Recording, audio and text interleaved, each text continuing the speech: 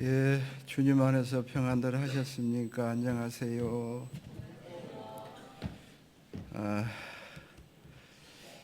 너무 오래간만에 온 것 같아요. 10년 만에 왔습니다.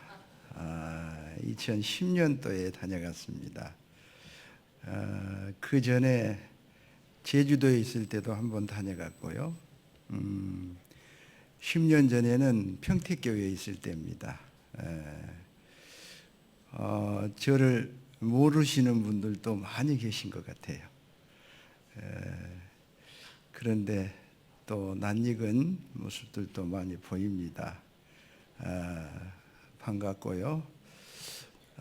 새해에 우리 정읍 형제자매들이 기도하고 소원하는 모든 일들이 주님의 뜻 안에서 이루어지시기를 진정 바랍니다.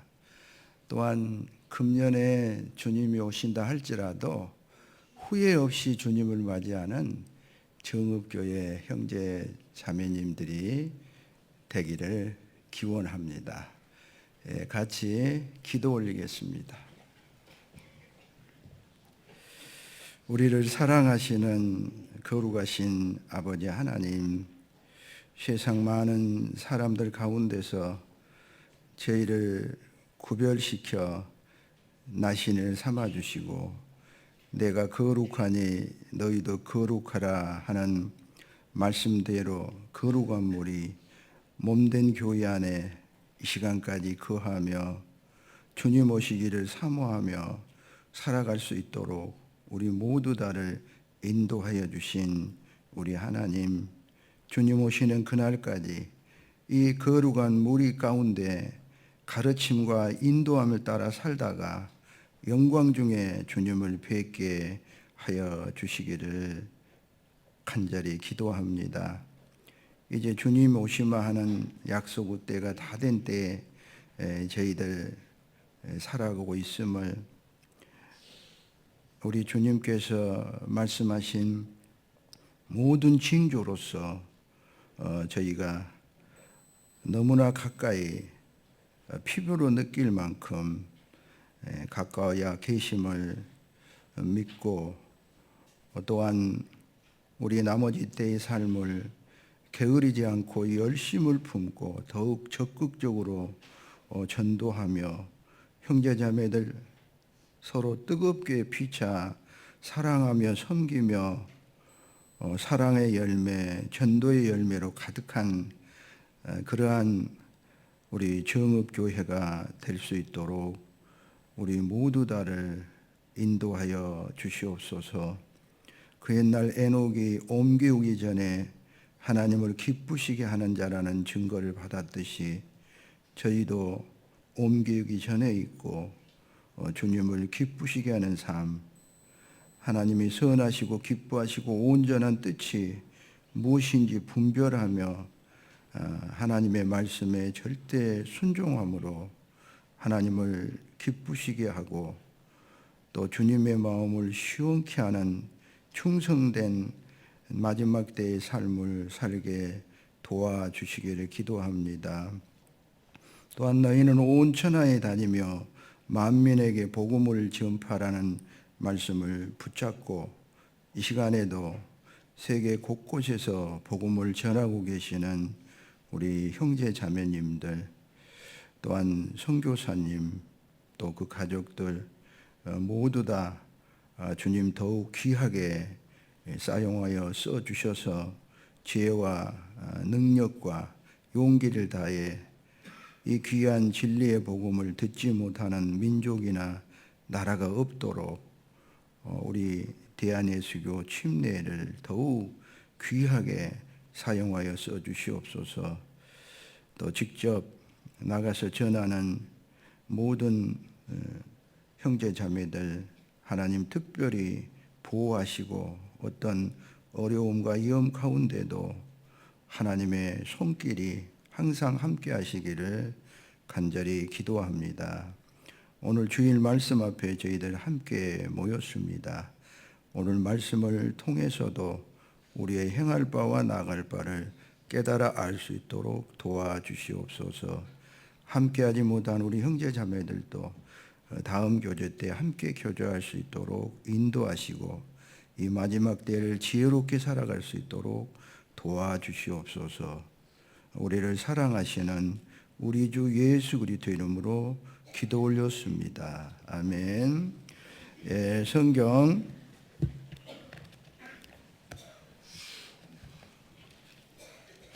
아모스서 4장 12절 말씀.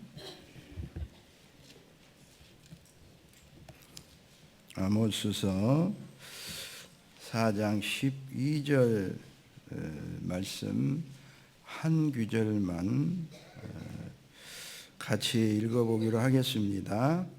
그러므로 이스라엘아 내와 이와 같이 내게 행하리라.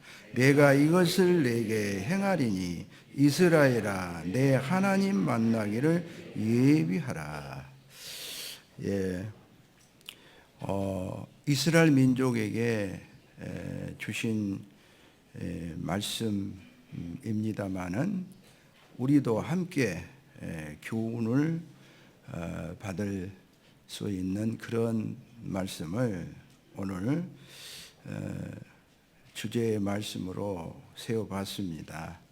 내 하나님 만나기를 예비하라 하는 주제를 갖고 오늘 성경을 배워볼까 합니다. 이스라엘 민족에게 여러 가지 재해와 재난들을 보내었는데도 그들이 하나님께로 돌아오지 아니하였다는 오늘 말씀을 아모스서 4장 12절로 읽어봤습니다. 앞에 보면은 6절에 또 내가 너희 모든 성읍에서 너희 일을 한가하게 하며 너희 각처에서 양식이 떨어지게 하였으나 같이 읽겠습니다. 너희가 내게로 돌아오지 아니하였느니라. 이는 여호와의 말씀이니라. 이스라엘 민족이 하나님께 돌아오게 하기 위해서 기근을 줬다는 얘기입니다. 그 치아, 이를 한가하게 하며 회화적 표현으로 치아가 한가하게 했다는 얘기는 씹을 게 없었다. 그래서 기근을 줬었다. 그런데 너희가 내게로 돌아오지 아니했다. 거기 7절, 8절은 가뭄, 한재를 주었는데도 너희가 내게로 돌아오지 아니하였다. 그 8절 하반절에 보면 역시 너희가 내게로 돌아오지 아니하였느니라. 이는 여호와의 말씀이니라. 또 9절 같이 읽어봅시다. 내가 풍제와 깐부기 재앙으로 너희를 쳤으며 팥종이로 너희의 많은 동산과 포도원과 무화과나무와 감람나무를 다 먹게 하였으나 너희가 내게로 돌아오지 아니하였느니라. 이는 여호와의 말씀이니라. 예, 여기도 풍제, 바람, 그리고 충제, 병충해 이 재앙을 줬는데도 너희가 내게로 돌아오지 아니하였다. 10절은 전염병을 줬고 전쟁을 줬다. 11절은 지진을 보냈다. 그러니까 이스라엘 민족 앞에 가뭄, 기근, 풍제, 충제, 전염병, 전쟁, 또 지진, 여러 가지 재해와 재난을 그들에게 준 것은 분명한 이유가 있었다. 그것은 너희가 나 하나님만 의지하고 하나님만 바라보도록 하기 위해서였는데 너희가 내게로 돌아오지 아니했다. 그래서 12절은 그러므로라는 접속 부사로 시작됩니다. 앞에 그러므로 이스라엘아 내가 이와 같이 행하리라. 내가 이것을 내게 행하리니 이스라엘아, 내 하나님 만나기를 예비하라. 자, 우리가 구원받은 이후에 우리에게도 시편 34편 19절을 보면은 의인은 고난이 많으나 여호와께서 그 모든 고난에서 건지시는도다. 구원받은 이후에 우리에게도 크고 작은 고난들이 있습니다. 베드로전서 3장 17절에 보면 선을 행함으로 고난받는 것이 하나님의 뜻이니라. 선을 행하고 우리가 열심히 전도하는데도 우리에게도 크고 작은 고난들이 있는 것은 역시나 우리에게도 하나님께로 돌아오고 온전히 하나님만 의지하도록, 하나님만 바라보도록, 우리가 잘못하면 세상을 바라보고 마음이 온통 세상으로 내려갈까 봐 하나님은 하나님께로 돌아오고 그리고 하나님 만나기를 예비하도록 하시기 위해서 우리에게도 크고 작은 어려움들을 주셨다. 보옵소서, 내게 큰 고통을 더하신 것은 내게 평안을 주려 하십니다. 내게 고통을 준 것은 내게 평안을 위해서 온전히 하나님만 바라보고 하나님만 의지하도록 하기 위해서다. 출애굽 역사 40년 동안 이스라엘 백성들로 광야 생활을 하게 한 것도 마찬가지입니다. 이 광야 생활을 사도행전은 광야 교회라 얘기합니다. 우리 교회 생활이 곧 광야 생활과 꼭 같다, 그런 얘기예요. 광야 40년 그 생활을 통해서 하나님이 원하는 것은 오직 하나님만 바라보고 하나님만 의지하도록, 우리가 구원받은 이후에 하나님이 나와 함께 하신다 하는 걸 한번 깨달아야 돼요. 그러므로 두려움이 사라지고 오직 하나님의 능력에 의지하는 그러한, 그때부터 하나님께 쓰임받는 그리스도인이 될 수가 있어요. 그래서 하나님은 우리가 구원받을 때 성령이 내주하신다. 성령이 내 안에, 내가 성령 안에, 그래서 예수님은 나는 포도나무여 너희는 가지니 너희가 내 안에, 내가 너희 안에. 성령이 구원받을 때 내 안에 내주하신다라고 다 배웠습니다. 다 배우고 알고 계셔요. 성령이 나와 함께 하신다. 어디로 가든지 나와 함께 하신다. 아브라함과 함께 했던 하나님이 야곱과도 함께 하시고 내가 어디로 가든지 내가 너와 함께 하리라. 모세와 함께 했던 하나님이 여호수아에게도 마음을 담대하라, 강하게 하라. 모세와 함께 한 것처럼 내가 너와 함께 하리라. 자, 그 함께 하리라. 지금 함께 하고 계셔요. 그 아브라함과 함께 했고 여호수아와 함께 했던 하나님이 저와 여러분과도 함께 하고 계셔요. 그래서 어떤 일도 두려워하거나 놀라지 말라. 이사야 41장 10절 보면은 두려워 말라. 내가 너와 함께 함이라. 놀라지 말라. 나는 내 하나님이 됨이니라. 내가 너를 굳세게 하리라. 참으로 너를 도와주리라. 나의 의로운 오른손으로 너를 붙들리라.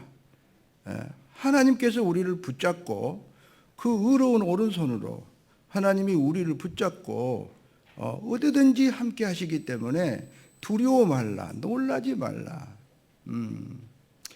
이사야 51장에는 죽을 인생을, 풀같이 될 인생을 너는 어찌하여 종일 두려워하느냐, 내가 있지 않느냐라고 계속해서 말씀하고 계시는데도 우리는 마음에 두려움이 있고 근심 걱정이 있고 이 어찌할꼬 또 전도 대상인 가족들을 또 향해서도 이게 안 될 것이다. 지금까지 열심히 해도 부모님 핍박이 있고 또 아이들도 아직도 구원해내지 못하고 하는 이런 것들 모든 것들이 내 안에 염려로 걱정으로 또 두려움으로 차지하고 있는데 하나님은 어찌하여 종일 두려워하느냐 내가 있지 않느냐라고 얘기합니다. 그래서 하나님이 나와 함께 하신다는 걸 한 번은 분명하게 깨달아야 돼요. 저는 80년 1월 1일 오후 6시에 우리 예수님을 나의 구주로 나의 주와 구주로 모셨습니다. 그리고 85년도에 1년 동안 형제 자매들과 전혀 떨어져 가지고 그러니까 교회에서 떨어져 나갔다는 얘기가 아니고 외국에 가서 1년 동안 혼자서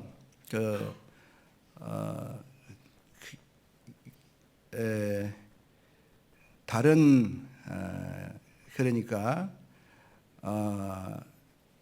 뭐 일반 교회라고 우리가 칭합시다. 많은 교파가 함께 모여가지고 통합교회라는 그 사람들하고 제가 1년 동안 싸워본 일이 있어요. 그리고 복음을 전해본 일이 있습니다. 그때 하나님이 나와 함께 하신다는 걸 1년 내내 체험해 봤어요. 이 기독교는 체험신앙이라고 합니다. 말씀이 내 생활 속에서 다시 한번 깨달아지면서 더 확실하게 되는 거. 그런데 우리는 알고 있는데 내 것이 되지 않은 경우가 있어요. 저는 1년 동안 내내 하나님이 앞서 행하시고 나와 함께 하신다는 걸 깨달은 다음으로 두려움이 사라졌어요. 사사기에 보면은 기드온과 300용사 얘기가 나옵니다. 사사기 6장부터 9장에 걸쳐서 나오는 기드온은 한 나약한 청년에 불과했습니다. 미디안 사람이 두려워가지고 몰래 그 포도주즙 짜는 그곳에서 추수를 하는 미디안 사람을 두려워하는 청년에 불과했는데 하나님이 그를 300용사의 리더를 만들었고 그리고 미디안 13만 5천 명을 물리치는 그런 대단한 리더자를 만든 것은 하나님이 함께 하심을 깨닫도록 했기 때문이에요. 하나님이 기드온과 함께 하겠다. 하지만 기드온은 불신이 있었고 어떻게 그것을 하나님 알 수 있습니까? 하나님 그러면 표징을 보여주십시오 해서 양털 한 움큼에만 이슬이 내리게 하고 타작마당에는 이슬이 내지 않게 해주십시오 했더니 하나님이 그대로 해주셨어요. 양털에만 이슬이 내리게. 다음 날은 반대로 타작마당에는 이슬이 내리게 하고 양털에는 이슬이 내지 않게 해주십시오. 하나님 그렇게 해주셨어요. 내가 너와 함께 한다. 그리고 미디안 적진 깊숙이 내려가서 미디안 병사의 꿈 얘기를 듣게 됩니다. 보리떡이 굴러와서 미디안을 박살낸 꿈 얘기를 하고 그 보리떡은 기드온과 기드온의 군대다 라는 그 해몽까지 듣게 만들어요. 그래서 하나님이 나와 함께 하신다는 걸 분명히 깨닫고 두려움이 사라진 거예요. 하나님이 나와 함께 하시는데 능치 못할 일이 있냐. 능력 주시는 자 안에서 모든 걸 할 수 있나이다. 사람으로는 할 수 없으되 하나님으로는 다 할 수 있느니라 하는 하나님이 나와 함께 하시는데 뭐가 들어올 게 있느냐 하는 이런 생각이 기드온의 마음에 이제 자리 잡았고, 그리고 32,000명이 모집됐는데 10,000명을 남기고 22,000명을 돌려보낼 때도 두려워 떠는 자 돌아가라고 얘기합니다. 하나님의 군사가 되려면 두려워 떨면 하나님의 군사가 될 수가 없어요. 그래서 두려워 떠는 자 돌아가라 하고 10,000명 남겼어요. 그런데 그것만 가지고는 안 된다. 잘못하면 만용이 될 수가 있기 때문에 지혜를 겸비해야 된다 해서 지혜를 겸비한 자 300명만 남게 되는 거예요. 이게 두려움 사라졌다 하는데 그 안에 말씀이 없으면 하나님이 쓸 수가 없는 거예요. 그래서 바울이 디모데에게 디모데후서 2장 15절에 보면 네가 진리의 말씀을 옳게 분별하여 부끄러움이 없는 일꾼으로 인정된 자로 하나님께 드리기를 힘쓰라. 자, 진리의 말씀을 옳게 분별하고 부끄러울 것이 없는 그것을 하나님의 말씀과 내 마음이 항상 깨끗한 그런 상태로 하나님께 드리기를 힘쓰라. 하나님이 나와 함께 하신 것과 그리고 항상 말씀이 그러하다 하면 예 하고 순종하고 그리고 말씀을 따라 행하며 사는 그 사람이 하나님의 군사가 될 수 있고 하나님의 쓰임받는 일꾼이 될 수 있다는 얘기예요. 그래서 먼저 하나님이 나와 함께 하심, 우리가 배워서는 알고 있지만은 실제로 나와 함께 하심이 한 번은 깨달아져야 돼요. 그때부터 이제 누구도 두렵지 않고 어떤 상황도 두렵지 않고 주님만 의지하고 주님만 바라보고 힘있게 복음을 전할 수 있게 되는 거예요. 주님의 동역자가 되고 주님의 쓰임받는 그러한 우리 모두 다는 다 그렇게 돼야 돼요. 누구와 특별히 그렇게 된 게 아니라 모두 다 그렇게 돼야 돼요. 쓰임받는 그러한 그리스도인이 돼야 돼요. 그리고 또 하나 더 깨달아야 될 게 있어요. 교회가 복음 깨달았듯이 한 번은 깨달아져야 돼요. 내가 복음을 깨달아 예수님의 죽음과 복음이 이 진리의 복음이 예수님 죽음과 부활이에요. 진리의 복음 그러면 예수님의 죽음이 내 죽음, 예수님의 부활이 내 부활이다. 예수님의 죽음과 부활이 동시에 깨달아져야 돼요. 그랬을 때 온전하게 진리의 복음을 깨닫는 거예요. 어떤 사람은 예수님의 죽음이 내 죽음이라까지는 깨달아졌어요. 그런데 예수님의 부활이 내 부활이 되지 않기 때문에 내 안에 진정한 기쁨이 없고 예수님 미안하다는 생각을 하다가 결국 죄 용서됐다는 그 생각을 하는데 자기에게 복스러운 소망, 부활의 소망이 마음에 확 차 있지 않기 때문에 잘못하면 세상이 더 크게 보이고 세상이 더 좋아 보이고 예수님의 부활이 내 부활이라고 영생의 소망, 부활의 소망이 있는 사람은 세상이 점점 적게 여겨져요. 점점 적게 여기고 계속 내 마음이 하늘을 향해서 가고 있는 거예요. 그래서 여호와께서 대사를 행하셨으니 나는 기쁘도다. 진짜 기쁜 하나님이 큰 일을 행해 주셨는데 진짜 기쁜 것은 부활 때문에 기쁜 거예요. 내게 영생의 소망 때문에 진정으로 기쁜 거고 이 세상이 손에서 놔주고 아무것도 아니게 세상을 뒤돌아보지 않는 건 내 부활의 소망, 주님 오시는 그날 내가 신령한 육체로 부활해서 영광 중에 주님 배울 그날을 사모하고 살아가는 거예요. 그래서 요한계시록 22장 제일 마지막 절, 이것들을 증거하시니가 가라사대 내가 속히 오리라 하시거늘 아멘. 주 예수여 오시옵소서. 주 예수의 은혜가 모든 자들에게 있을지어다 아멘 하고 성경은 끝나는 거예요. 이것들을 증거하신 예수께서 내가 속히 오리라, 잠시 잠깐은 오시리가 오시리니 내가 지체하지 아니하시라 한 그 말씀대로 속히 오리니 아멘. 주 예수여 오시옵소서. 그날을 소망하고 그날을 기다리고 살아가는 진짜 크리스찬은 그날만을 사모하고 아멘. 주 예수 오시옵소서. 주 예수의 은혜가 모든 자들에게 있을지어다. 주님을 기다리는 모든 자에게 있을 부활의 날, 그날을 사모하고 살아가기 때문에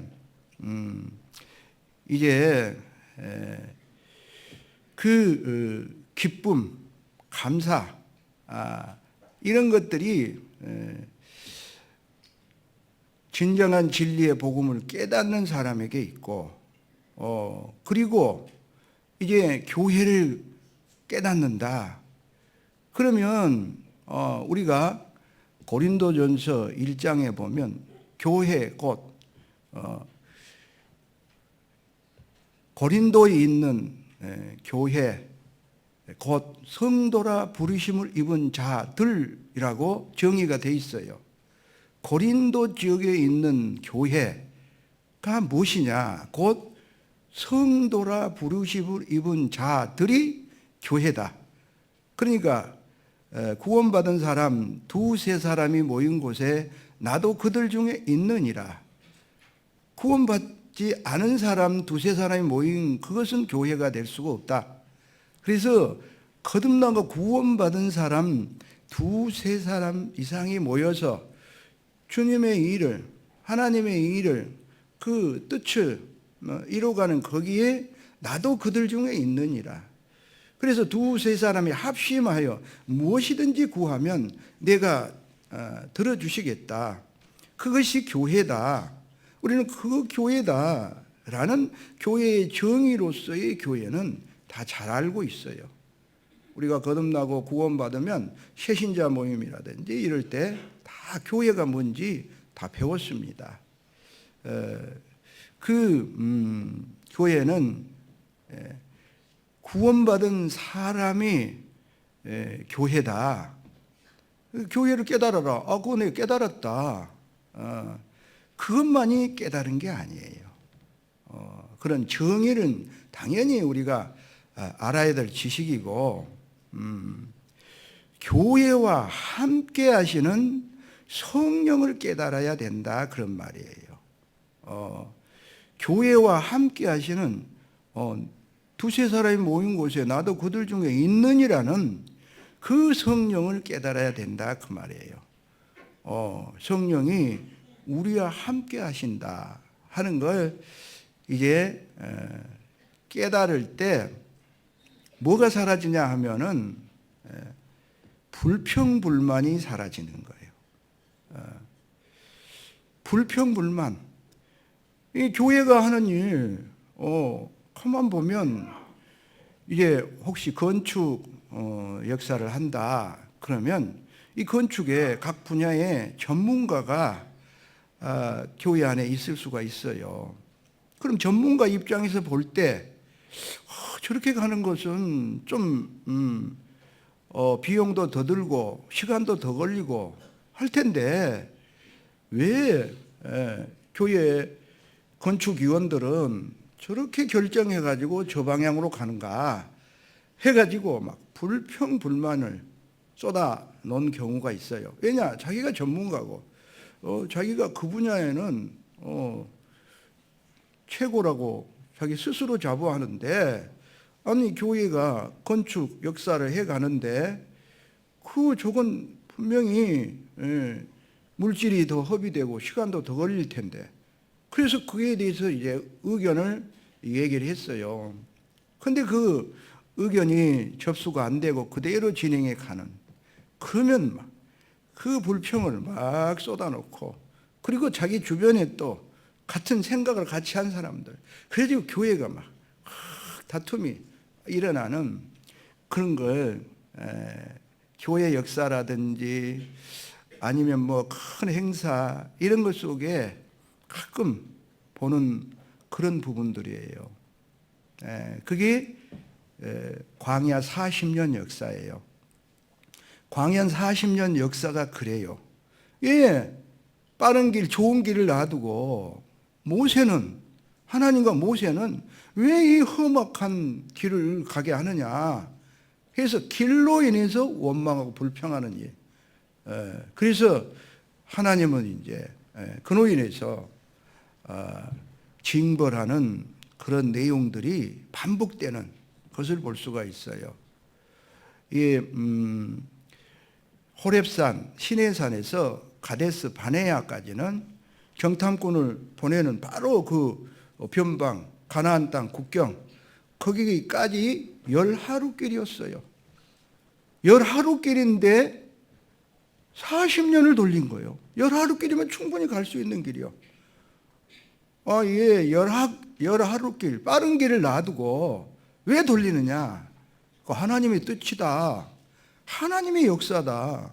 하나님이 그렇게 이끌어 가신다 하면은 내가 아무리 전문가라도, 아무리 10하루길이면 충분히 갈 수 있는 길, 그 길도 막 여러 번 갔다 온 사람이라도 하나님이 뜻이라면 그것이 교회를 하나님이 이끌어 가신다고 믿어지면 내 생각을 거기에 맞춰야 돼요.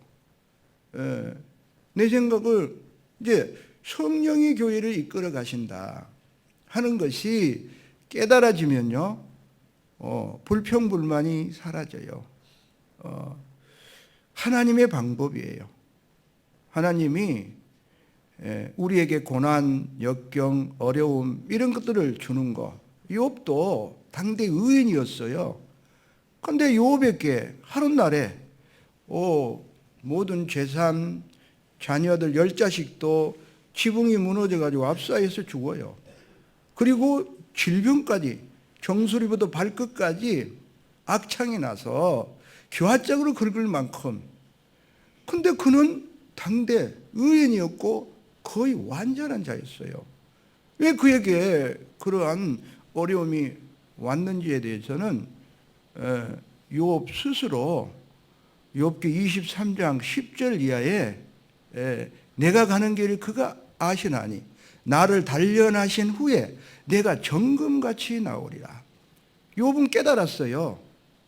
내가 가는 길을 하나님이 아시고, 그리고 나를 더 순도 높은 금을 만들기 위해서, 마치 불 속에 금을 집어넣었다 뺐다 하는 중에 불순물이 자꾸 제거되고, 그리고 순도 높은 금을 만들기 위해서, 정금을 만들기 위해서 나를 그 어려움을 내게 허락했다는 걸 알게 되고, 그리고 욥은 더욱 하나님 앞에 겸손하게 욥기 38장부터 42장까지 욥에게 너 이것을 아느냐? 계속 질문합니다. 너 이것을 아느냐? 또 너 이것을 할 수 있느냐? 계속 질문합니다. 너 아느냐? 하나님 저 알지 못합니다. 이거 할 수 있느냐? 하나님 제 할 수 없습니다. 그런데 왜 너는 교만하느냐? 하나님 앞에 우리는 사실은 하나님이 전지하는 능력 앞에 우리는 아무것도 아닌 거예요. 너희 생각과 내 생각은 다르며 너희 길과 내 길은 달라서 하늘이 땅보다 높은 것 같이 내 길은 너희 길보다 높으며 내 생각은 너희 생각보다 높으니라. 내가 너희와 같은 줄 알았더냐? 하나님 생각이 하늘이라면 우리 생각은 땅인 거예요. 그래서 교회는 성령이 하나님이 이끌어 가시는 거예요. 너 이거 아느냐? 너 이거 할 수 있느냐를 그래서 겸손해졌고, 전에는 귀로 듣기만 하였사옵더니 이는 이제 눈으로 배움나이다라고 고백하게 되는 거예요. 그래서 자기 생각을 이제 점점 접고 성령이 이끌어 가신다는 거, 성령을 바라봐야 돼요. 나를 바라봐도 안 되고, 그리고 주변을 바라봐도 안 되고, 또 로스처처럼 뒤돌아보는 건 세상을 바라보는, 세상을 바라봐도 안 돼요. 우리는 온전히 이제 교회 가운데 성령이 함께 하신 거, 그거 완전히 깨닫고 이제 오직 주님만 바라봐야 돼요. 주님, 해가 있고 해를 바라보는 게 해바라기잖아요. 해바라기. 우리는 주님이 있고 주님만 바라보는 주바라기가 돼야 되는 거예요. 주만 바라보면 이제 능치 못할 일이 없고 할 수 없는 일은 없는 거예요. 그리고 교회를 통해서 역사하시는 하나님을 바라보면 불평불만 할 게 없는 거예요. 우리 대한예수교 침례의 역사가요, 83년도에 만안초등학교에서 처음 수양회를 했는데 750명이 모였어요. 위에는 화순초등학교에서 모였는데 1000명 모였어요. 그 다음 세 번째는 서울인초등학교에서 모였는데 그때도 1000 몇십 명밖에 안 됐습니다. 그랬는데 지금 성령의 역사는 매년 수양회가요 2000명 내지 3000명씩 늘어나고 있습니다.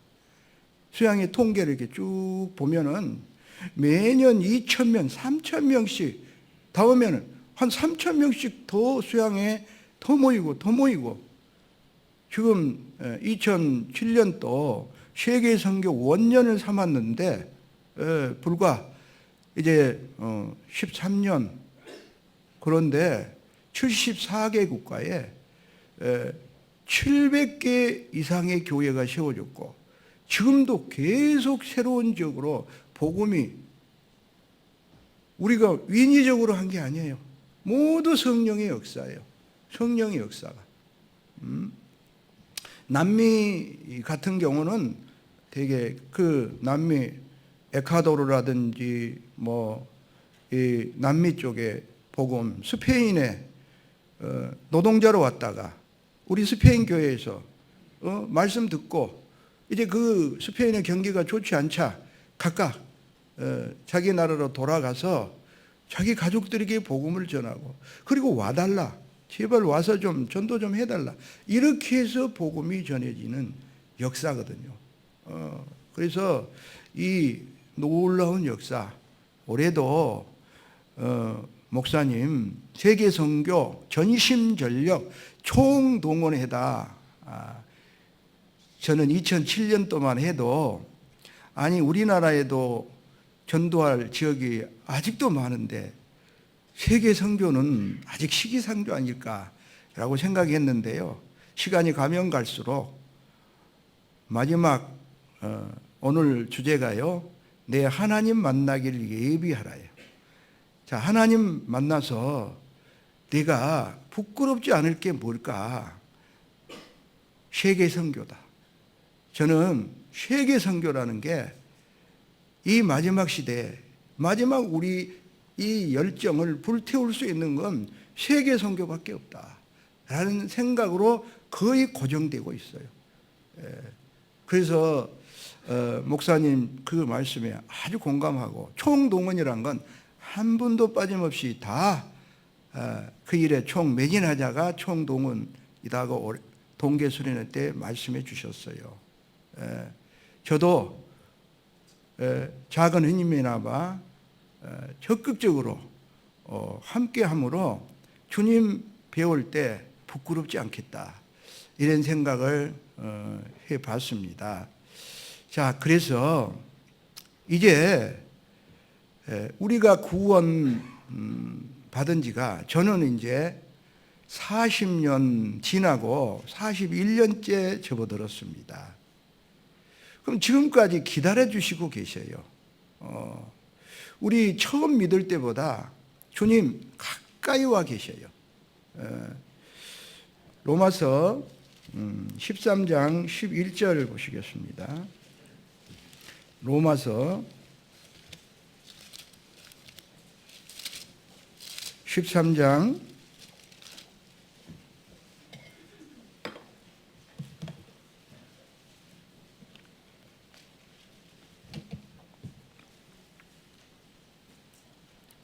11절 같이 읽어봅시다. 또한 너희가 이 시기를 알거니와 자다가 깨일 때가 벌써 되었으니 이는 이제 우리의 구원이 처음 믿을 때보다 가까웠음이니라. 또한 너희가 이 시기를 알거니와, 이 말씀은 예수님의 제자들이 예수님 감람산에 계실 때에 종용이 와서 가로되 어느 때 이런 일이 있겠사오며 주의 임하심과 세상 끝에는 무슨 징조가 있사오리까. 징조는 미루어 나타난 조짐이에요. 어떤 일이 있기 전에 미리 조짐이 먼저 있는 것이 징조. 어떤 징조가 있겠습니까 했더니 예수님이 여러 가지 그 징조를 말씀해 주셨어요. 무화과 나무의 비유를 배우라. 그 가지가 연하해지면 여름이 가까운 줄 아나니 이 모든 일을 보고도 인자가 곧 가까이 문 앞에 이른 줄 알라. 이스라엘의 회복. 그리고 이스라엘이 아무도 이스라엘을 넘보지 못하는, 세계가 두려워 떠는 이스라엘. 지금 이스라엘 세계가 두려워 떱니다. 엊그제 솔레이마니를 드론, 무인 그 드론을 통해서 암살했어요, 미국에서. 그래서 이란이 미군 이라크에 있는 기지를 미사일을 쏴서 폭발을 하고 이러면서 막 전쟁 일촉즉발까지 갔었어요, 며칠 전에. 그러면서 이란이 뭐라고 얘기하느냐. 미국 본토를 거기까지 날아갈 미사일이 없기 때문에 이 이스라엘 하이파, 이스라엘 박살내겠다라고 얘기했는데요. 그건 이란이 괜히 허풍 떠는 거지. 이스라엘이 만약에 이란이 이스라엘을 공격하면요, 이게 대로받으면 말로 그보다 더한 걸로 보복해버리는 게 이스라엘이에요. 이스라엘은 핵무기 400 이상을 가지고 있고 모든 이 군사 장비가 최신형으로 가지고 있어요. 이란은 구닥다리 그런 거 가지고 못 해봐요. 결국 이스라엘이 이란 박살낼 수 있는데, 문제는 이제 이란 그리고 터키 또 그 러시아의 주변 국가들, 그 에스겔 38장에 나온 그런 러시아의 위성 국가들, 페르시아, 이란, 구스, 이디오피아, 붓, 리비아, 그리고 도갈마, 아제르바이잔인데 도갈마는 90%가 터키족이에요. 그래서 터키가 지금 갑자기, 전에 친미였고 이스라엘도 중동에서 가장 가까운 나라가 터키인데 지금 완전히 이스라엘과 미국 반대편에 서고 러시아 편에 확실히 서 있어요. 이런 것들이 지금 마지막 들림 사건이 있고 그 후에 7년 환난 중에 일어날 핵전쟁인데, 우리 성도들이 갑자기 호련히 순식간에 사라지고 빨라야 3년 반 후에 있을 전쟁이 핵전쟁이에요. 휴거가 먼저 일어나요. 그리고 3년 반 후에 있을 그 핵전쟁도 지금 막 서막을 우리가 막 보고 있는 거예요. 상황이 그렇게 다 전개되고 있어요. 예. 그리고 또 이스라엘은 세계를 장악해 가려는 그런 계획을 척척 세워가고 있고, 거기서 적그리스도를 유대인들이 만들어내는데 유럽이 무대가 되고 유럽에서 적그리스도를 만들어내요. 제가 구원받은 80년 그때요. 구원받은 제가 80년 그때로 돌아가면 2, 3년 많이 길어야 2, 3년 될 것 같다. 주님 오시는 재림하는 성도들의 들림 이 2, 3년 길어야 2, 3년이라고 생각했던 게 바로 다니엘서의 10불이 유럽 지금 그때는 이시 유럽 경제 공동체였어요. 그게 10나라가 되고 거기에서 적그리스도가 나온다. 그 10뿔 그 사이에 작은 뿔이 나와서 큰 말을 하는 내가 하나님이다 할 자가 그 10나라가 하나가 되고 거기서 나오게 될 거다 했는데 1957년 베네룩스 3국 그리고 독일, 프랑스, 이탈리아 이렇게 해서 6나라가 옛 로마가 부활했어요.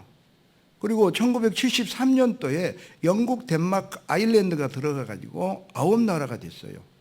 제가 구원받은 80년 그때는 그리스가 마지막으로 10번째 나라로 가입하기 직전에 있었고, 그러니까 한 나라만 들어가면 10뿔이 딱 나타나는, 거기서 이제 적그리스도, 그때 극장 상영이 했던 영화가 오맨이라는 영화예요. 적그리스도 영화예요.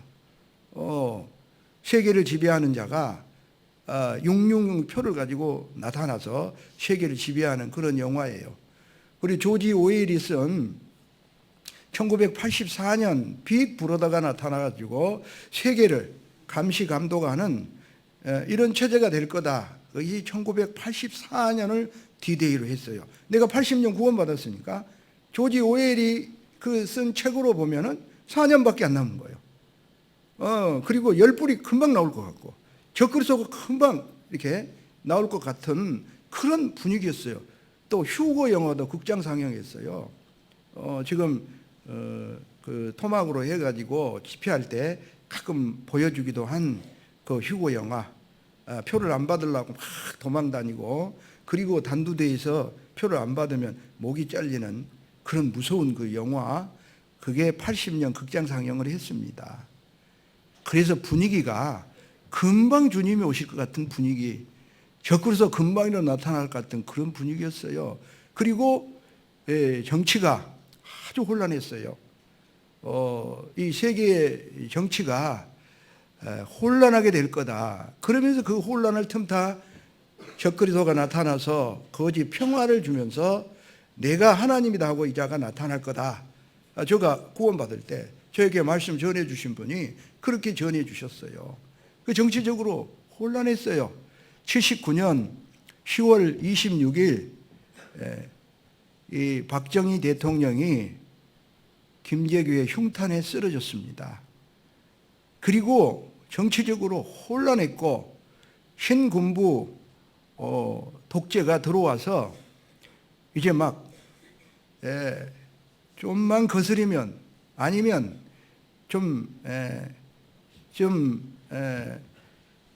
그쪽 편에 쓴 사람 편에서 볼 때 자기 마음에 안 들면 삼청교육대학으로 보내고 막 이게 막 옥조여오는 그런 막 정치 분위기였고 굉장히 정치적으로 혼란했어요. 우리나라만 그런 게 아니라 그때 좀 세계 민족주의자라는 사람들이 여러 사람 그렇게 암살당하기도 하고 죽기도 하고 그런 시대였어요. 그런 상황이었고 80년 5월 17일 결국 민간인을 향해서 발포 명령이 내려지고 18일부터 27일까지 강주 전남 도민이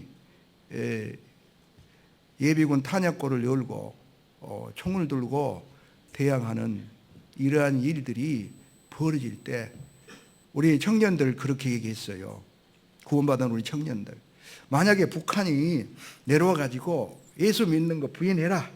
그러면 살려주고 그렇지 않으면 죽이겠다라고 목에다 총칼을 대면 형제 어떻게 하겠어? 난 죽겠어. 나 죽겠어. 다 죽겠어. 그렇게 했어요. 그만큼 급박하게 돌아갔어요.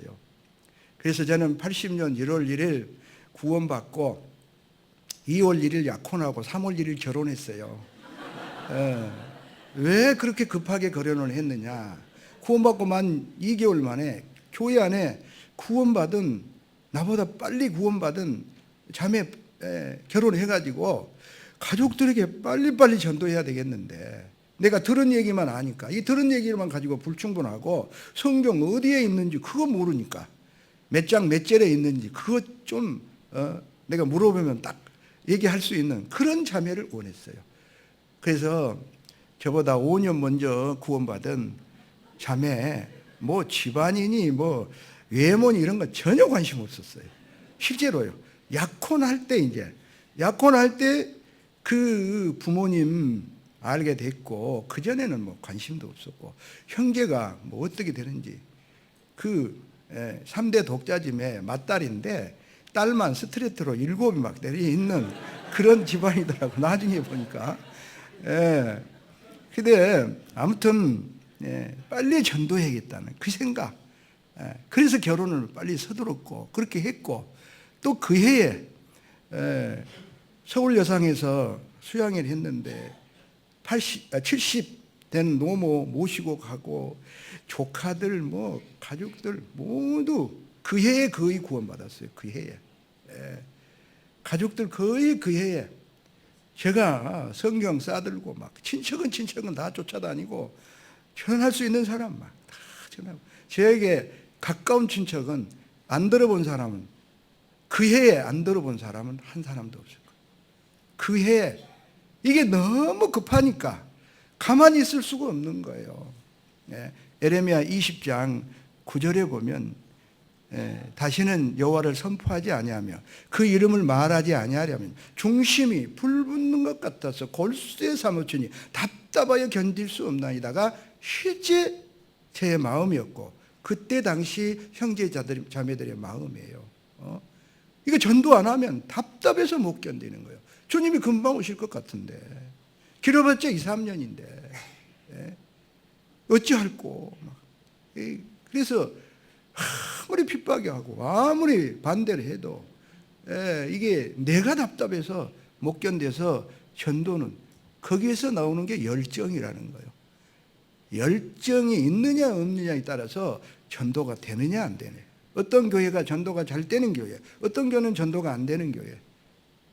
제가 분석해 보니까 열정 차이였고 또 어떤 분이 또 전하면 구원을 받고 어떤 분이 전하면 구원이 잘 열매가 없는 것도 내가 전부 분석을 해봤어요. 테이프들 다 갖다가 다 들어보고 했는데 차이점이 딱 하나 있어요. 내용은 똑같아요. 거의 같아요. 내용은. 그런데 뭔가 막 전해보려고 막 침이 튀든지 뭐 어쩌든지 막 전해보려고 막 애쓰는 그 열정 때문에 듣는 분들의 마음을 변화시키는 거예요. 열정이더라고. 그 짐승 중에 물러나지 않는 사자, 그 다음에 사냥개, 수염소처럼 그냥 그 열정으로 물면 놓지 않는 막 저돌적으로 막 이런 거기에서 열매가 맺는 거지. 눈치 보고 사정 보고 이러면 어쩔까 저러면 어쩔까 말도 조심해서 하고 막 이러다 보니까 이제 점점 구원받은 사람이 나로부터 멀어져 가고 처음에 그런 마음에서 결혼했고 신혼여행을 전도 집회한 데로 갔어요. 말씀이 있는 곳이면 막 어디든 거리와 시간 이런 거 상관없었어요. 그래서 그때 저는 고향이 고흥입니다. 제가 서울에 엎드려서 뭔가 공부한다고 몇 년 동안 엎드려 있다가 막 이게 잘 실패하고 안 돼서요.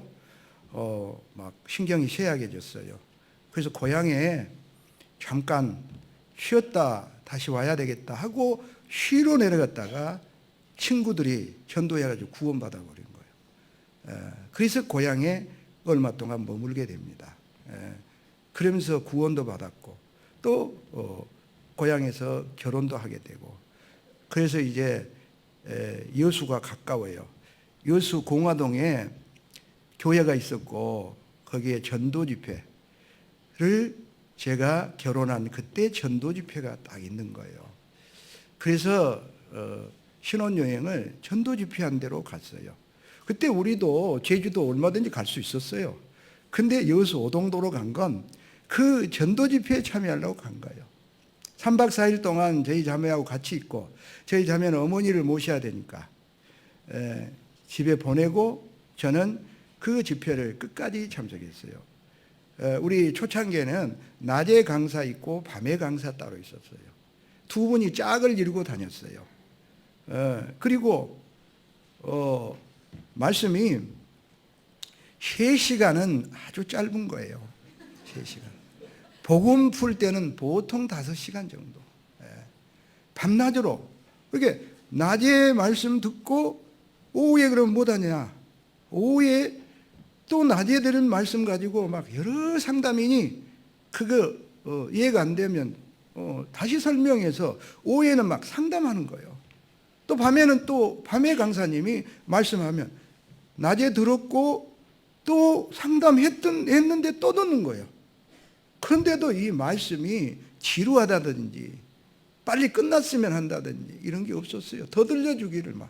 얼마나 꿀과 꿀송이 같은 말씀이고, 이 한 번도 안 들어본 말씀. 성경이 정말 그렇고 이 성경대로 문자 그대로 이루어진 거예요. 그냥 깜짝깜짝 놀라면서 지금처럼 이렇게까지 이루어진 시대가 아니에요. 80년대는 앞으로 이렇게 된단다. 예를 들자면 EEC 유럽 경제공동체 본부가 벨기에의 브레셀에 있다.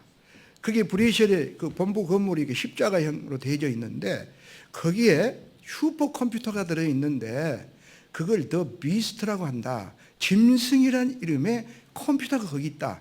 그런데 앞으로 컴퓨터가 말하게 될 것이다. 컴퓨터가 말을 해? 이럴 때예요. 지금 다 말하잖아요. 내 핸드폰을 좀 멀리 놔둬야지 얘 주인님하고 가끔 나타나요. 그 시리가 얘기를 자꾸 내가 말하고 있는데 지가 들어오는 거예요. 우리 지금 그런 시대에 살고 있잖아요. 진짜 컴퓨터가 말하고 AI, 인공지능 스스로 학습하고 스스로 진화하고, 이게요, 우리는 생물학적 한계가 있어요. 우리 두뇌는. 그런데 컴퓨터는 한계가 없어요. 그래서 우리 인간, 그 미국 MIT 공과대학에서 교수들이 2만 년 동안 연구한 걸 AI, 인공지능 스스로 진화하고 스스로 학습하는 지금 그런 시대로 이미 들어가 버렸어요. 그 컴퓨터는 단 일주일이면 그 모든 것들을 다 자기 걸로 만들어 버려요. MIT 공과대학에서 2만 년 동안 교수들이 연구한 것을 지금 AI가 그런 시대로 지금 이미 들어가 버렸어요. 일주일이면 그 모든 정보를, 그리고 다시 자기가 학습해가지고, 결국 이게 전에 내가 구원받았을 때 앞으로 컴퓨터가 말하게 될 것이다.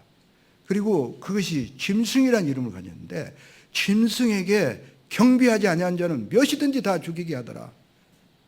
그런데 지금 현재는요, 제가 80년대 그게 저 멀리 얘기했는데 그렇단다 이랬는데 지금은 막 소름이 돋을 정도로 이게 트랜센던스라는 영화가 2014년 미국에서 공상과학 영화인데 한 윌이라는 천재 과학자가 이게 핀이라는 감정을 가진 AI 컴퓨터를 만들고 앞으로 질병 문제, 빈곤 문제, 환경 문제를 이 컴퓨터로 모두 해결할 수 있다.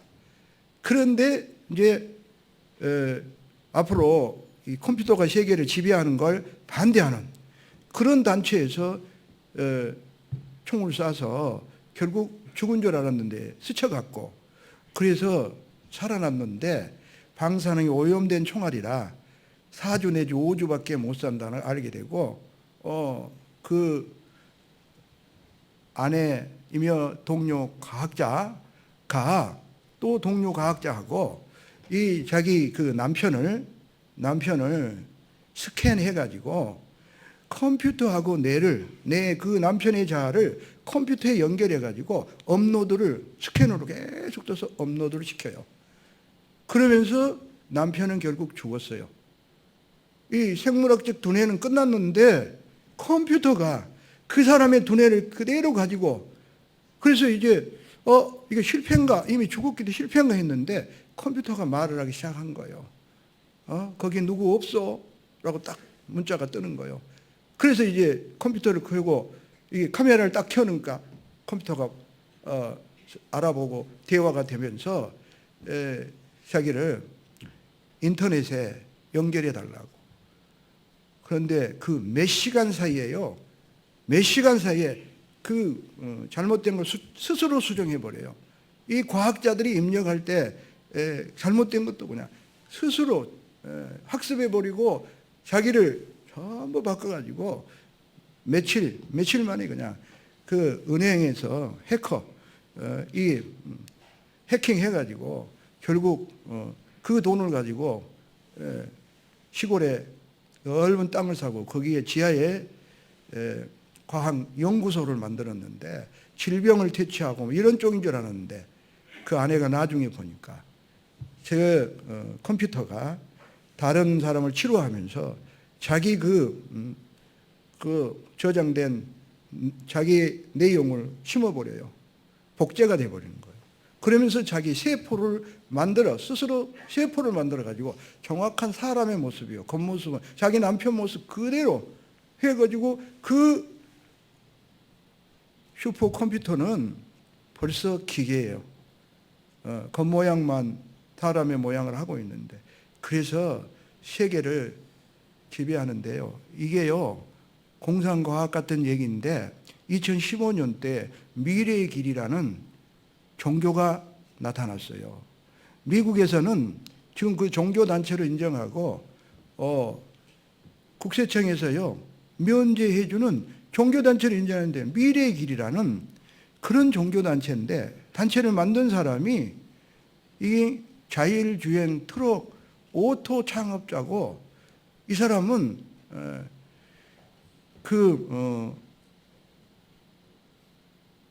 자율주행 AI 이쪽이 아주 전문가인데, 그 사람 얘기가 결국 AI는 이 사람의 두뇌보다도 뭐 100억 배, 몇 배의 그런 게 스스로 학습하고 진화할 거다. 그 앞에 경배하고 그 앞에 축복을 받아야 된다. 짐승 앞에 경배하게 하고, 그러지 않으면 몇이든지 다 죽이게 하더라. 이게 지금 미국의 미래의 길이라는 종교로 이미 등장해 있어요. 그리고 지금 그 영화에서 사람의 그 내 자아하고 컴퓨터하고 이렇게 연결하는 거요. 2020년 올해 이 일론 머스크라는 사람이 뇌 과학자인데요. 지금까지는 원숭이나 이런 거에 뇌 임플란트를, 치아 임플란트 심듯이 임플란트를 계속 임상 실험해 왔는데 2020년 때는 사람의 뇌에 심겠다. 올해입니다. 올해 사람의 뇌에 뇌 임플란트를 심어요. 이게 치아 임플란트 심듯이 똑같이 내 임플란트를 심겠다 얘기했는데, 이게 지금 소피아라든지 이런 AI가 지금 우리나라 방송국에 나와서 말하고 서로 학습하고 자기 생각하고 표현하고 감정을 갖고 다 얘기하는, 이미 나와 있어요. 얼마나 급박하게 돌아가고 있는지 몰라요. 또한 너희가 이 시기를 알거니와, 이 시기가 우리가 구원받았을 때 그때는 먼 얘기였는데 40년이 지난 지금은요 너무나 가까워요. 그리고 오른손이나 이마에 표를 찍어준단다 이렇게 들었는데, 어떤 상품에도 80년도에 바코드란 게 없었어요. 제가 85년도에 외국에 가서요, 이게 복음을 1년 전했을 때 저기 제 주변에 미국에서 살다 온 사람이 있었어요. 그 사람에게 바코드 얘기를 하면서 미국의 상품에 바코드가 찍혀 있다. 그걸 스캔해가지고 그 값도 치르고 이렇게 하고 있다라고 얘기했더니 미국이 그런 거 없다더라고. 그래서 내가 가보질 않았기 때문에 50개나 되는 줄을 다 가봤냐고, 당신이 일부 쓰고 있다는 얘기다라고 제가 일부 쓰고 있었어요, 미국도. 그런데 우리는 지금 그 이후에 모든 상품에 바코드가 찍혔고, 그 바코드가 666 체제로 시작한 거예요. 그것이 이제 매트리스식으로 겹쳐진 게 QR코드라는 거예요. 그 QR코드가 작은 칩으로 바뀌어 있는 거예요, 지금. 베리 칩사에서. 이것을 이제 오른손이나 이마에 칩을 심긴, 바코드가 더 많은 정보 양을 갖고 작은 칩으로. 그러면 이제 AI, 슈퍼컴퓨터, 그걸 조종하는 어떤 사람이 세계를 지배하게 될 거고, 그 자는 모든 사람에게 이제 표를 찍어주는 거. 근데 그 프랜스 샌던스 영화에 보면은 이 사람의 정보가요, 이 프랜스 샌던스라는 그 사람 뇌하고 연결해가지고 만들어진 슈퍼컴퓨터가 자기 정보를 공기 중에까지 다 흩어져 있는데, 공기 정보를 보면은 그 프랜스 샌던스에 모든 것들이 거기 다 숨겨져 있는. 그래서 표를 찍어주면 그 컴퓨터 한 대 가지고 모든 사람의 정보를 한순간에 다 읽어버릴 수 있고, 이 사람이 어떤 생각을 하는지 뭐 하는지, 그 조지 오웰이 쓴 1984년이라는 책에도 그런 내용이 나와 있는 거예요. 연애도 못해요. 왜? 빅브로더가 그 연애한 걸 다 알아버리기 때문에. 그 책이 1984년 빅브로더가 나타나서 세계를 지배하게 될 거다라는 그 책은 혹시 아주 구전인데요. 혹시 보세요. 거기 이미 나와 있어요. 이 빅브로더 그자가 연애하는 거 뭐 하는 거 다 감시감독한다고. 그런데 그런 시대로 지금 얼마나 급박하게 가고 있는지 몰라요. 그리고 제가 구원받은 그때 또 그런 상황이었는데, 그때 주님이 오셔버렸으면 어찌할 뻔했어요. 그럼 여러분 중에 대다수는 구원 못 받았을 거예요. 왜 그럼 지금까지 안 오신 거냐? 여러분 구원받게 해주시려고 안 오신 거예요. 또 지금 또 왜 기다려 주시느냐? 아직 내 가족이 구원을 못 받고 있기 때문에 빨리 전해라. 빨리 전해라. 그래서 지금 기다려주고 있는 것이지, 이 하나님은 모든 걸 때를 따라 이루셔요. 그날이 딱 되면요, 너무나 급하게 빨리 이루어질 거예요. 지금은 그런데 속도가 가속이 붙어버렸어요, 이미. 제가 보기에는 속도가 가속이 완전히 붙어 있어요. 우리 구원받을 때는 그런 것들이 아직 나타나기 전이라니까요. 바코드도 없었다니까요. 그런데도 우리는 2, 3년 이렇게 생각하고 막 급하게 복음을 전했고, 말씀이 있는 곳이면 어디든지 다녔어요. 거리 이런 거 생각 안 했어요. 우리는 전도 집회, 자기 지역교회에서 전도 집회 하려면 4년 내지 5년 걸렸어요. 4년 5년 걸렸기 때문에 저기 한 4시간 가는 거리에서 집회를 해도 매일 밤 거기 집회 참석했어요. 매일 밤. 전도 대상 있으면 데려가야 돼. 그래서 공에서 목포까지 계속 데리고 밤에 갔다가 또 그때는 비포장 도로니까 2시간 반, 3시간 정도 걸렸어요. 그래서 그렇게 해서 구원받으신 분이 나중에 고흥교회 봉사회장님도 하시고 지금 집사님으로 열심히 하시는 집사님, 그렇게 구원받게 한 거예요. 80년도 중반에 저기 남원 수지라는 지역에 일반교회에서 유한 목사님이 집회할 때 있었어요. 그때 우리 식구들은 아무도 못 오게 했어요. 일반 교회인들만 상대로 해서 집회를 하니까 방해되니까 오지 못하게 했는데, 고흥에서 남원까지 한 형제님하고 저하고 밤마다 갔어요. 그 강당에 들어가지 않고 창밖에서 이게 1층이니까 창밖에 유한 목사님 말씀 끝날 때까지 기도하는 마음으로 듣고, 그리고 이제 마치는 기도하면 그 교인들하고 마주치지 않으려고 빨리 돌아가서 끝까지 유한 목사님 우리가 다녀갔습니다도 얘기 안 했고 지금도 얘기 안 해서 몰라요. 그러니까 말씀 있는 것이면 거리고 뭐 이런 거 상관없이 다녔고, 저는 그 전도 집회에서 밤낮으로 했던 그 말씀을 빨간 노트에 정리를, 말씀 들으면서 정리했는데 지금도 그 노트가 내 말씀을 전하는 데 뼈대와 골격이 되고 거기에 제사를 붙여서 지금도 전도하고 있어요. 그대로 전도하고 있습니다. 하나도 변하지 않았습니다. 그래서 우리 복음은 도도히 흐르는 그 성령의 역사의 복음이에요. 12사도로부터 시작해가지고 바울에 의해서 로마로, 그리고 유럽으로, 그리고 미국, 유럽 선교사를 통해서 우리에게 전해지는 이 귀한 진리의 복음은 그 12사도 바울이 믿었던 믿음하고 똑같은 믿음, 똑같은. 그런데 전도 방법은 이제 하나님이 살아계심, 그리고 내가 하나님과의 관계, 그 문제가 분명히 되면 이제 예수님의 죽음과 부활을 통해서 우리가 영원 속죄 받았다는 거, 그건 우리 특허가 아니에요. 그것은 진짜 크리스찬이 믿는 내용은 똑같은 거예요. 다르면은 이게 진리가 될 수가 없어요. 그래서 이게 같은, 믿는 것과 아는 것이 같아야 교제가 돼요. 그만큼 이렇게 가까이 와 있어요.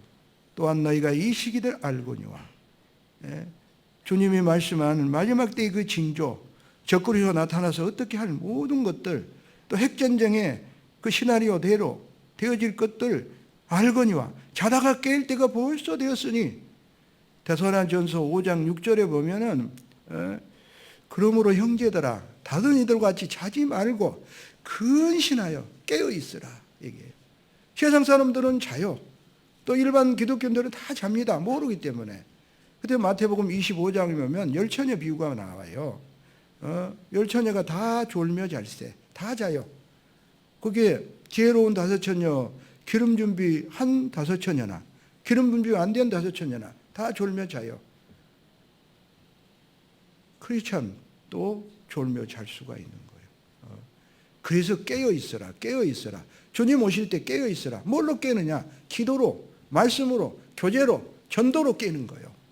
우리의 신앙생활의 4가지 요소를 아주 기초지만 그 기초를 탄탄히 하는 것이 깨어있는 생활인 거예요.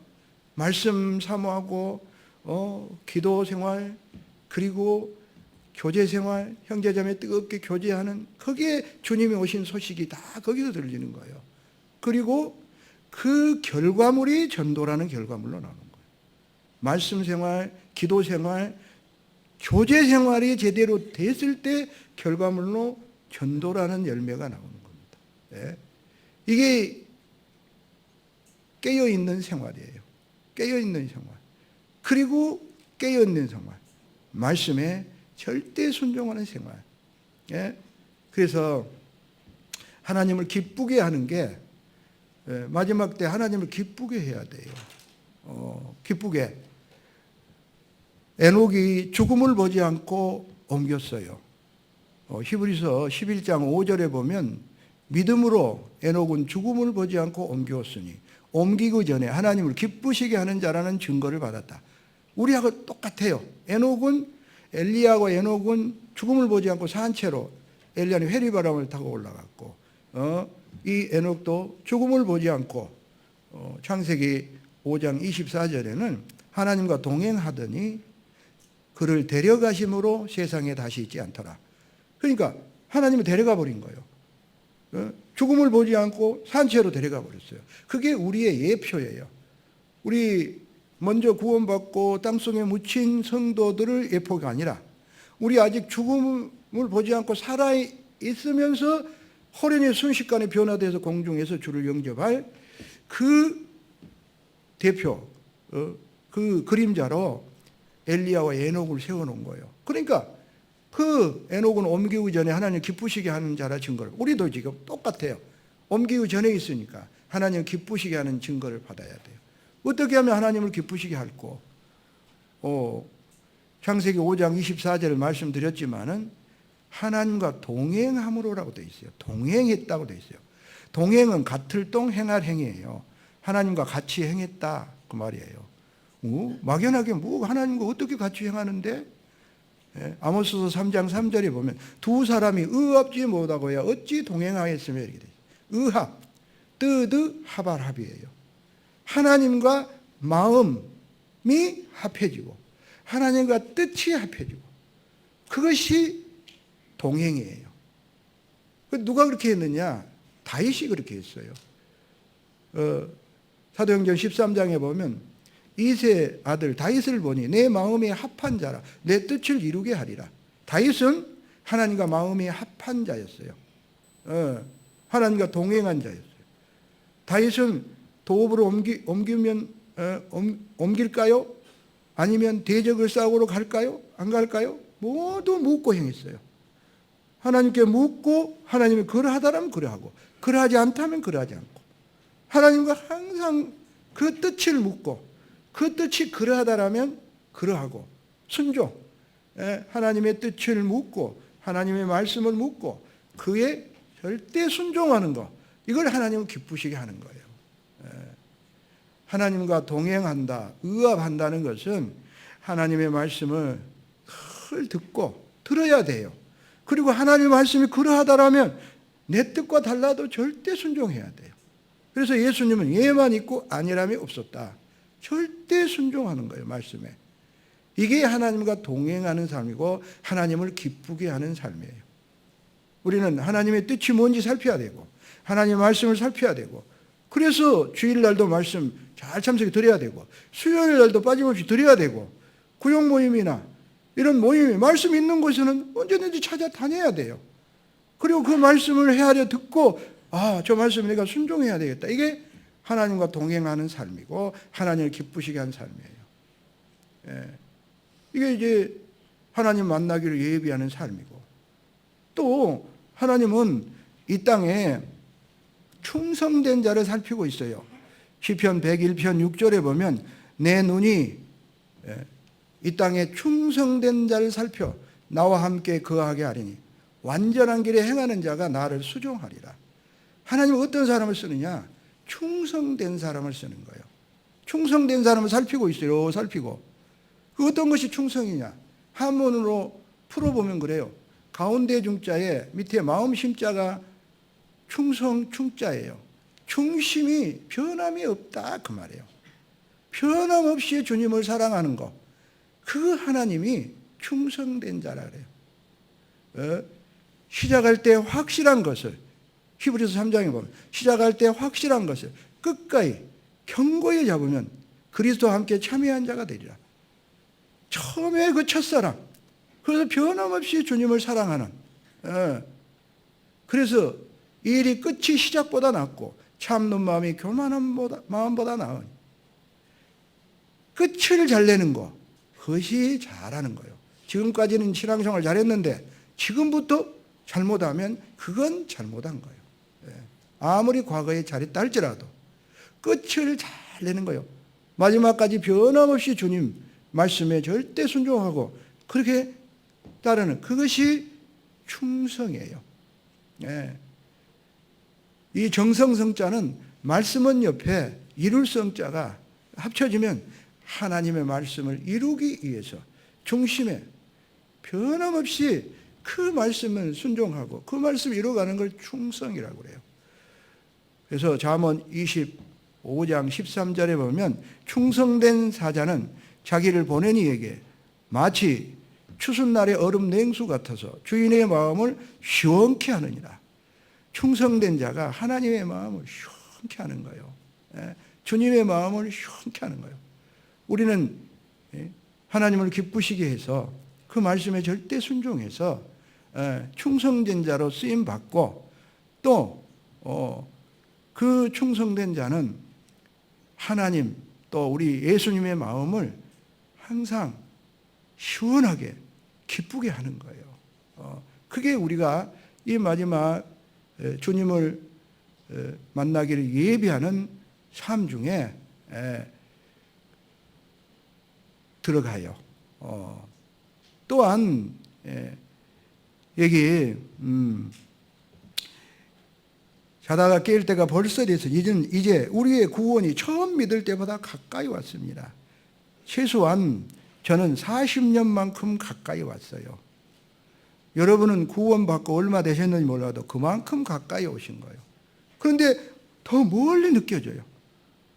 내가 40년 전에 구원받은 지 아직 안 왔으니까 앞으로도 40년은 더, 40년 동안 안 왔으니까 40년.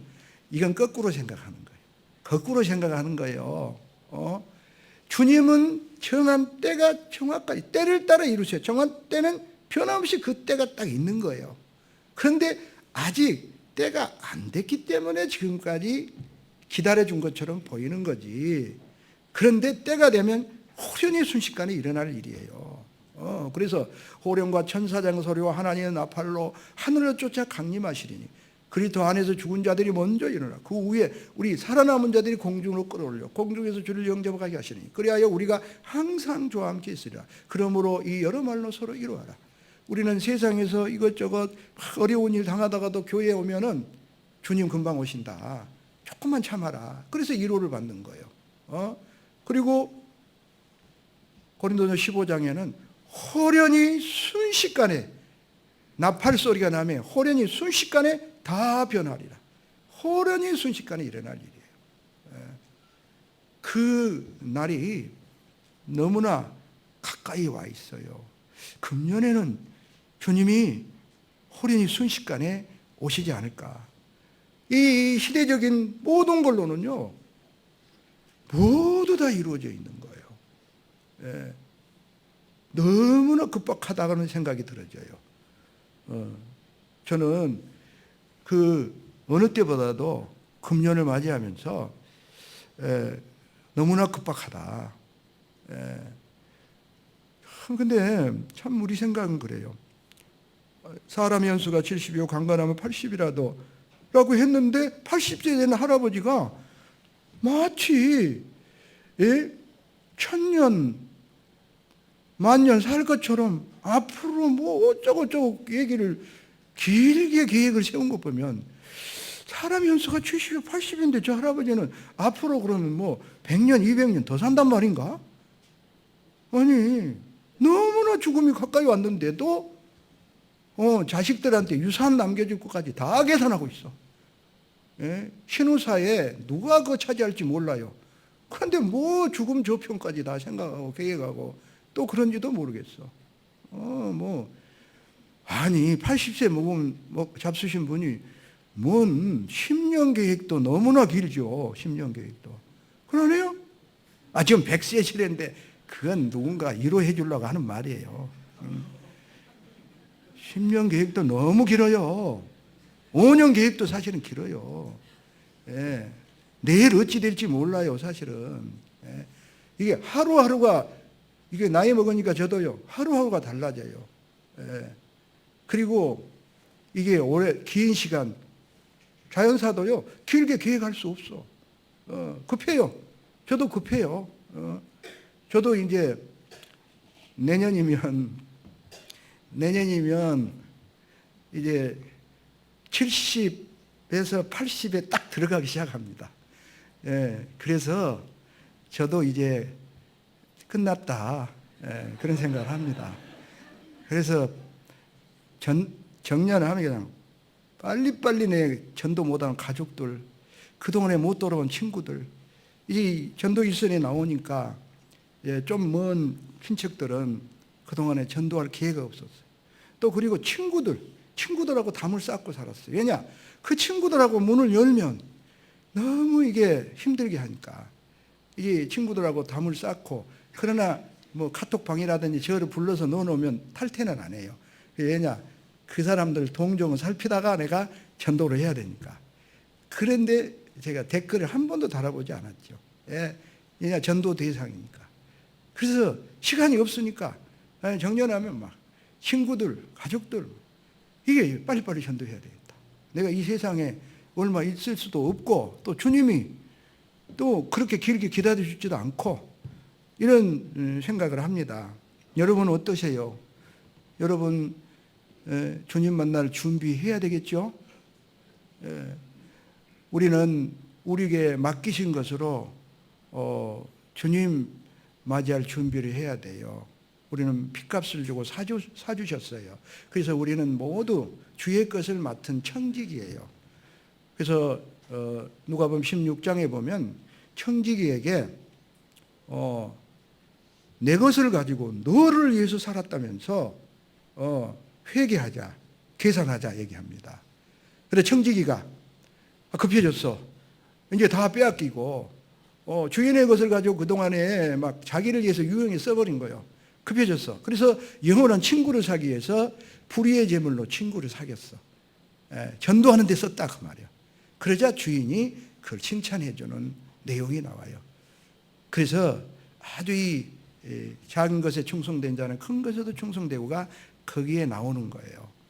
우리가 하나님 것으로 맡은 것, 내 생명, 시간, 내 재능, 내게 맡긴 물질, 이 모든 걸 가지고 부지런히 주님의 복음을 위해서 지금 써야 될 때예요. 부지런히 써야 될 때예요. 쓰는 사람에게 하나님은 더 맡기고 쓰는 사람에게 더 맡겨요. 세상에서 부자 되려면 흩어 구제해도 가난하게 되지 않을 것을 자꾸 복음 전하는 데 써야 돼요. 금년에는 내가 가진 물질, 내가 가진 거 가지고 막 복음 전하는데 막 마음껏 좀 써야 돼요. 그리고 열매를 맺어야 돼요. 주님 앞에 뭘 가지고 주님 앞에 서겠어요? 주님 앞에 뭘 가지고 서겠어요? 내 구원 가지고 물론 서요. 그런데 구원의 열매를 가지고 주님 앞에 서야 돼요. 씨 뿌리는 비유가 공관복음에 다 나와요. 마태복음 13장, 마가복음 4장, 누가복음 8장에 나오는데, 씨 뿌리는 비유, 길가에 떨어진 씨, 그건 사탄이 와서 먹을 구원 아니고, 돌짝밭대 구원 아니고, 가시덤불도 구원 아니고, 옥토에 떨어진 씨만 구원이에요. 마음이 바치고 옥토처럼 하나님의 말씀을 받을 준비된 밭에 씨가 떨어진 그 옥토에는 반드시 싹이 나고 자라 열매를 맺게 된 거예요. 30배, 60배, 100배 열매를 맺느니라. 우리는 구원받았다는 얘기는 옥토고, 거기에 하나님의 말씀이 씨가 떨어졌고, 그는 자라야 되고 반드시 열매를 맺어야 돼요.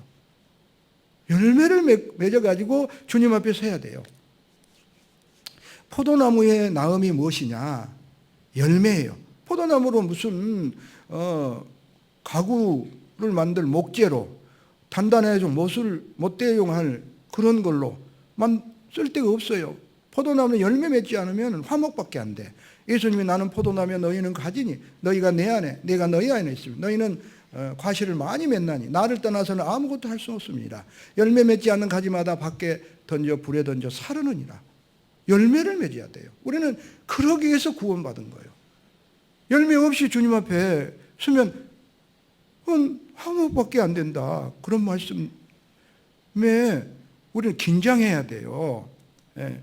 구원이 잘못된다 그런 말은 아닌데 부끄러운 가운데 주님 앞에 서게 돼요. 열매를 갖고 주님 앞에 서야 돼요.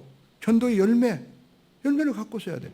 주님 나라에 가면 주님이 먼저 우리를 반겨 맞이해 줄 거예요. 틀림없이 얼마나 수고했느냐.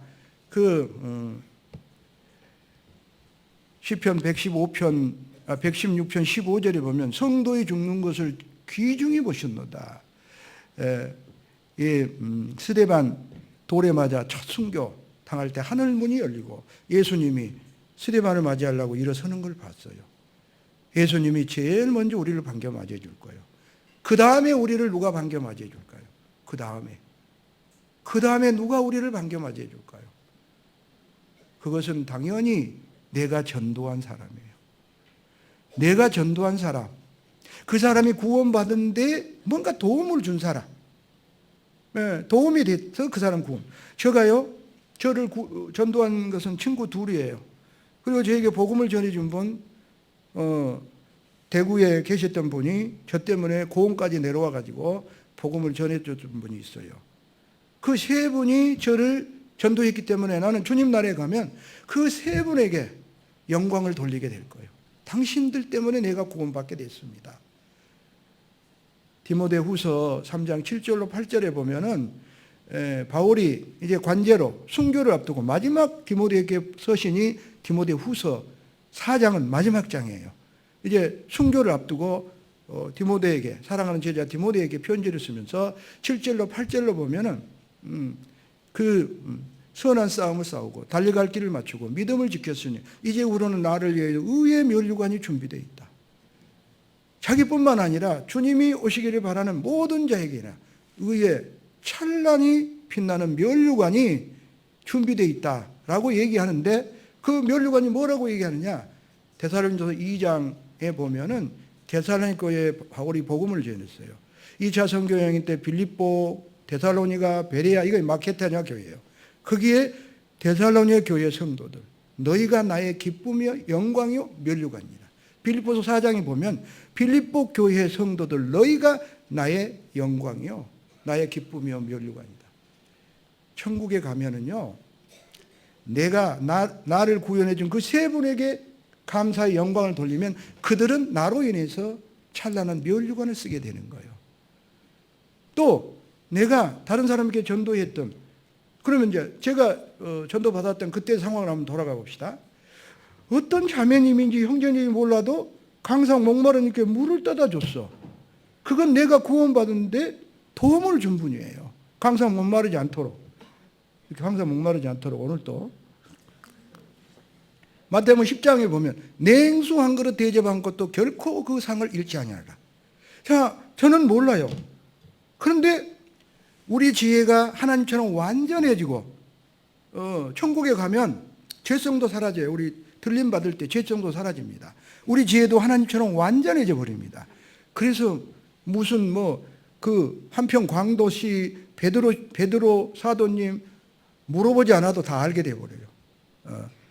내게 물 떠다 준 사람, 내 말씀 드릴 때 물 떠다 준 사람, 지금은 모르지만 천국 가면 다 알게 돼요. 그분에게 나는 영광을 돌리게 되고요. 강사 물을 떠다 줘서 목마르지 않게 함으로 더 힘있게 말씀을 전하게 해주셔서 구원받게 해서 감사합니다. 우리는 전도 집회할 때 안내해 주신 분, 옆에서 성경 찾아주신 분, 나중에 천국 가면 생각지도 않게 나에게 영광을 돌리며 당신 때문에 내가 구원받게 됐습니다. 그래서 합력해서 선을 이루어야 되는 거예요. 그게 내 천국에 가보면 전부 내 열매예요. 열매가 되고 영원히 빛나는 찬란한 면류관이 상대가 나에게 씌워주는 거예요. 다니엘서 12장에 보면 많은 사람 옳은 대로 돌아오게 하는 자는 하늘의 별과 같이 영원히 빛나리라. 그게 전도, 올해도 전도 계획이 확 세워져 있을 거예요. 내가 직접 전도하지 못한다 하더라도 기도 부탁하면 기도해 주는. 내가 구원받을 때요, 우리 친구 두 분이 분명히 기도 부탁했을 거예요. 기도 부탁했는데 지금은 누가 기도해 주는지 안 해주는지 몰라요. 천국 가면 알게 돼요. 당신이 기도해 줘서 내가 구원받게 됐습니다. 영광을 돌리게 될 거예요. 그러면 그분의 찬란한 면류관이 되는 거예요. 그런데 기도 부탁 받고 기도해 준다 하고 수첩에는 적었는데 안 해줬어. 그러면 영광 돌릴 이유가 없게 되는 거예요. 진짜 합심해서 기도할 때 합심 기도, 거의 나중에 같은 천국에 가면 나의 열매가 된다는 사실을 알아야 돼요. 내가 친절하게 대해준 거, 그걸로 해서 그 사람의 마음이 변했다면, 야, 이 교회가 저 아저씨 보니까, 저 아줌씨 보니까, 아줌씨, 아주머니라고 생각해요. 처음 온 사람은요. 보니까 정말 친절하다. 그래서 마음을 열어서 말씀 듣고 구원받았다면 내 친절함이 그 사람을 구원받게 한 거예요. 그래서 그게 나중에 보면 내 열매가 되고, 그리고 나를 찬란하게 만들어줄 거예요. 그래서 형제가 연합하여 동감이 어찌 그리 선하고 아름다운 거. 하나님도 그걸 선하고 아름답다. 그리고 합력하여 선을 이루느니라. 한 마음과 한 뜻으로 온전히 합하는 거. 그렇게 해서 복음이 전해진, 그게 내 전도의 열매를 갖고 주님 앞에 서는 모습이에요. 그래서 내게 맡기는 거. 물질도 이제 11조 생활 안 했다면 11조 생활을 해야 돼요. 그게 내가 이 세상에도 축복의 길이에요. 내가 가난하게 살지 않으려면 해야 돼요. 시간이 있으면 그쪽으로 찾아보겠는데요. 그러지 못하고 말만 합니다. 제가 주님께 맡긴 거, 올해는 마음껏 복음을 해서 쓰는 해가 돼야 돼요. 그리고 열매를 맺어서 주님 앞에 서야 돼요. 이건 구원의 열매는 외적 열매라면, 내적 열매는 주님의 성품을 닮아야 돼요. 신앙생활은 주님의 성품을 닮아가는 거예요. 주님의 성품은 온유와 겸손과 사랑이에요. 모든 신앙생활은 사랑으로 귀결되는 거예요. 주님의 사랑으로. 그래서 내 모습이 주님의 사랑으로 주변 사람들에게 비춰져야 돼요. 사랑의 향기가 넘쳐야 돼요. 그래서 나를 본 사람들은 주님의 사랑의 향기를 느껴야 되고, 나를 본 사람, 내 육의 신비에 주님의 사랑의 편지를 읽을 수 있어야 돼요. 그리고 빛과 소금의 역할을 다해서 나의 옳은 행실을 보고 주변 사람들이 하나님께 영광을 돌리고 나온 것이 전도예요. 그래서 주님의 그 성품, 온유와 겸손과 사랑이 내 속에 더 풍성하게 주변을, 형제자매를, 구원받지 않는 이웃을 사랑하는 그 온전한 사랑을 이룩해야 돼요. 그 열매를 갖고 주님 앞에 서야 되고, 빛의 열매는 착함과 의로움과 진실함 가운데 있느니라. 착함과 의로움과 진실함, 이게 주님의 성품이에요. 또 성령의 9가지 열매, 사랑과 희락과 화평과 오래 참음과 자비와 양성과 충성과 온유와 절제니 하는 이 9가지 열매도 주님의 성품이에요. 우리는 그런 성품으로 열매를 맺어 주님 만나기를 예비해야 돼요.